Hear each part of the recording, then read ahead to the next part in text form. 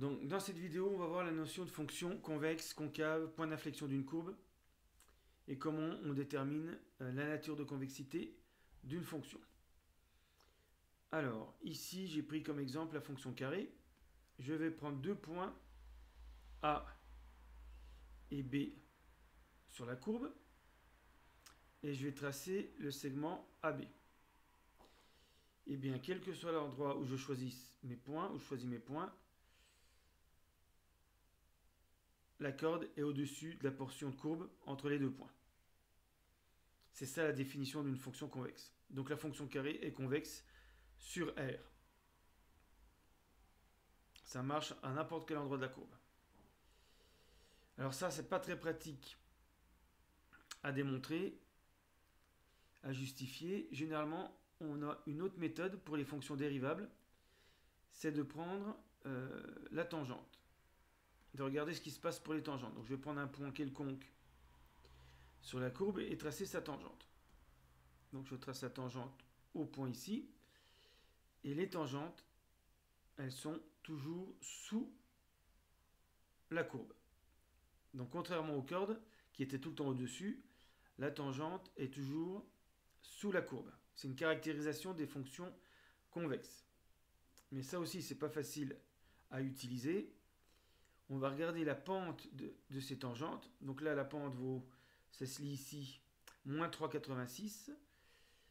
Et puis, ça augmente. Moins 3,35, moins 2,69. Donc c'est le coefficient directeur de la tangente. Et puis là, comme elle est horizontale, on arrive à 0.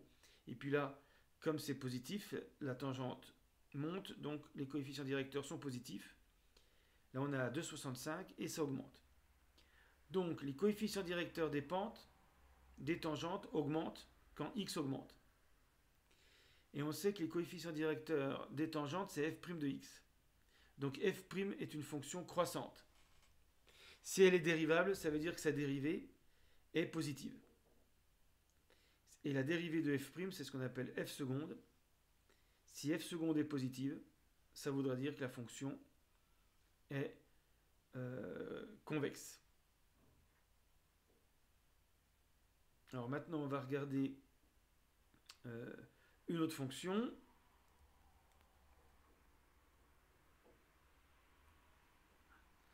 Par exemple, le log.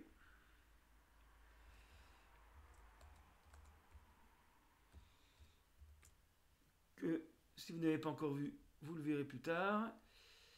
Et là, on va refaire la même méthode. On va reprendre deux points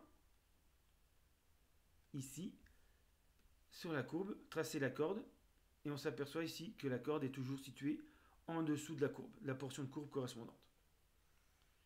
C'est ce qu'on appelle une fonction concave.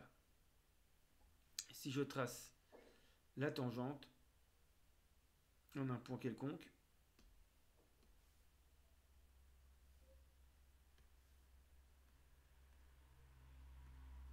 cette fois-ci c'est le contraire, les tangentes sont toujours situées au-dessus de la courbe.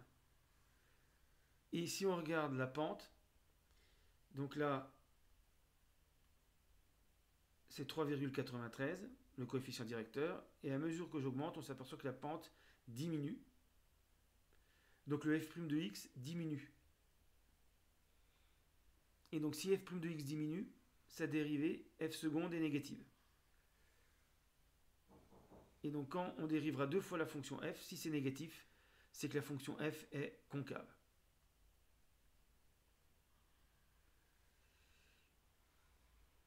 Et puis, là on a des fonctions qui sont tout le temps convexes ou tout le temps concaves. Il peut arriver que ça change de nature de convexité. Par exemple, on va regarder la fonction cube.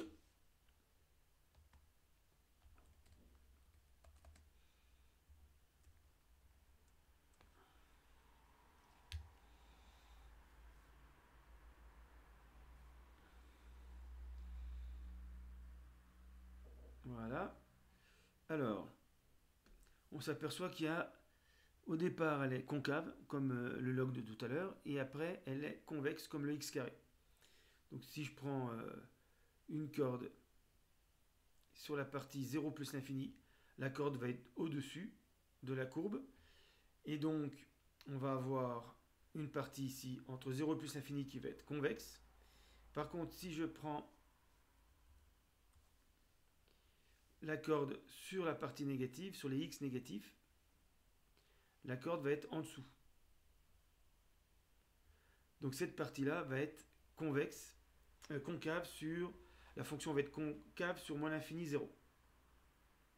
Alors ça donne quoi pour les tangentes?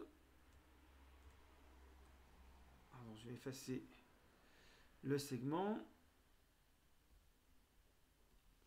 Pour les tangentes, on va avoir le même problème.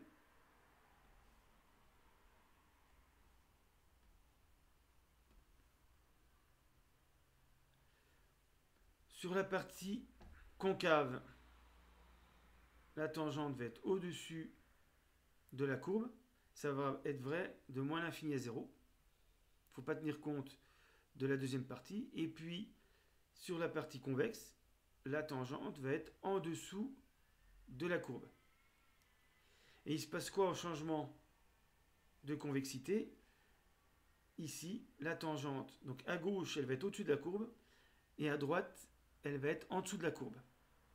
Alors pourquoi est-ce qu'elle est au-dessus à gauche? Parce que la courbe est concave, la fonction est concave à gauche, et toutes les tangentes sont au-dessus de cette partie. Par contre, à droite, comme la fonction est convexe, la tangente est en dessous de la courbe. Donc au point ici d'abscisse 0, on dit que la courbe traverse sa tangente. Et c'est ce qu'on appelle un point d'inflexion. Quand il y a un changement de convexité, on passe de concave à convexe ou qu'on passe de convexe à concave, on dit que on a pour la courbe un point d'inflexion. Alors, en résumé, donc une fonction convexe. Donc ça peut être sur R ou sur un intervalle I. Les cordes sont au-dessus de la portion de courbe. Toutes les cordes, toutes les tangentes sont sous la courbe. Les pentes des tangentes augmentent avec x. Et donc, ça c'est si la fonction est dérivable, bien sûr. C'est-à-dire que f' de x est une fonction croissante. Et si on peut dériver f' seconde, comme f' est croissante, sa dérivée est positive. C'est à ça qu'on reconnaît une fonction convexe. Et puis pour une fonction concave, c'est le contraire.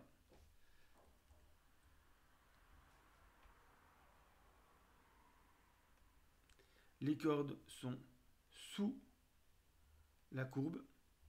Les tangentes sont au-dessus de la courbe. La pente des tangentes diminue. F' de x est décroissante.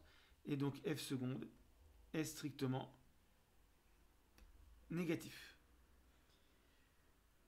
Et puis, ce qu'on appelle point d'inflexion,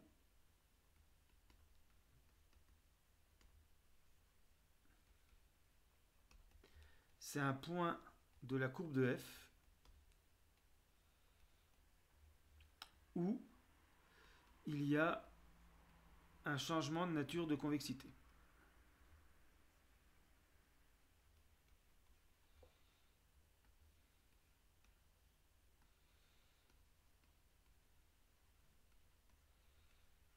Pour f.